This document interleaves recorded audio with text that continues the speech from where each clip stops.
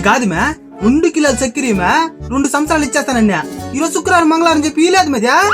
అదంతే అక్క, తలుచుకుంటే వాంచుకొచ్చేస్తా నాకు. అప్పుడు నా వస్తువు తీసుకునేటప్పుడు మాత్రం మంగళవారం శుక్రవారం గుర్తుకు రావు, దాని వస్తువుకు మాత్రం వారాలు గుర్తుకొచ్చేస్తాయి. సరే వదినా, అది వచ్చేస్తున్నది.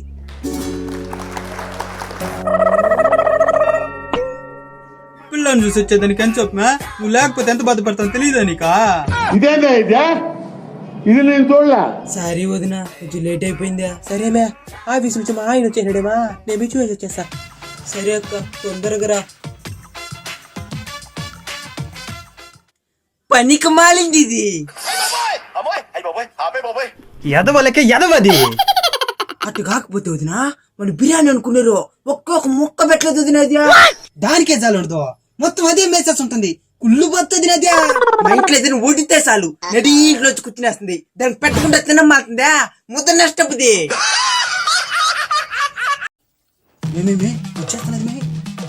తీస్తా, నాలో ఉన్న క్రియేటివిటీ మొత్తం బయటికి తీస్తా, నా తడాకా చూపిస్తా.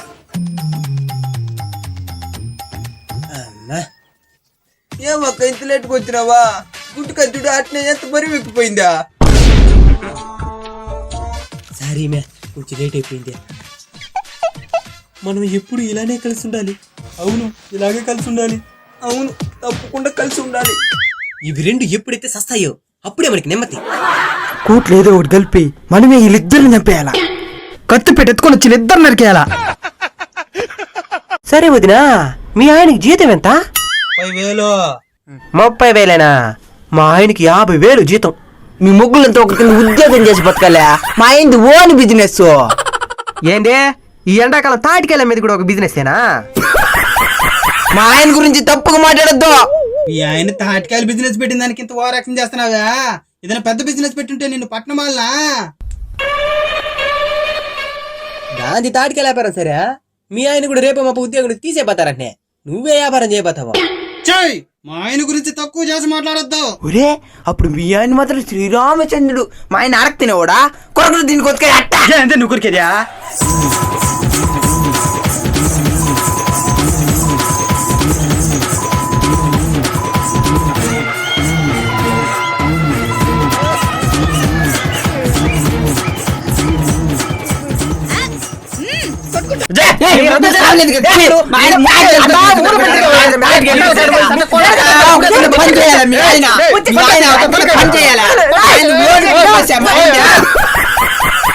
మరుసటి రోజు.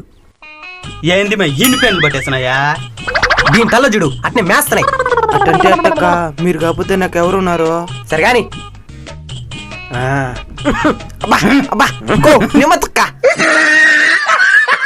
ఇలాంటివి మా పల్లెటూరులో చాలా జరుగుతూ ఉంటాయి. ఒకరు మన ముందుగా లేనప్పుడు వారి గురించి తప్పుగా మాట్లాడి వాళ్ళు మన ఎదురుగా ఉన్నప్పుడు మాత్రం గొప్పగా మాట్లాడడం తప్పు. అలాంటి వాళ్ళు చాలా మంది ఉన్నారు మన సమాజంలో. చాడీలు చెప్పి ఇద్దరు మాత్రం గొడవలు లేపేసేది, ఆనందంగా కూర్చొని చూసేది. మీకు పరిచయం ఉండేలో కూడా ఇలాంటి వాళ్ళు ఎవరైనా ఉంటే వాళ్ళకి ఈ వీడియో షేర్ చేయండి. ఇంకా మెట్టన మారుతారేమో చూద్దాం. సబ్స్క్రైబ్ చేసుకోలేదు కదా, ఈ వీడియోని చూసి సబ్స్క్రైబ్ చేసుకోండి. నమస్కారం.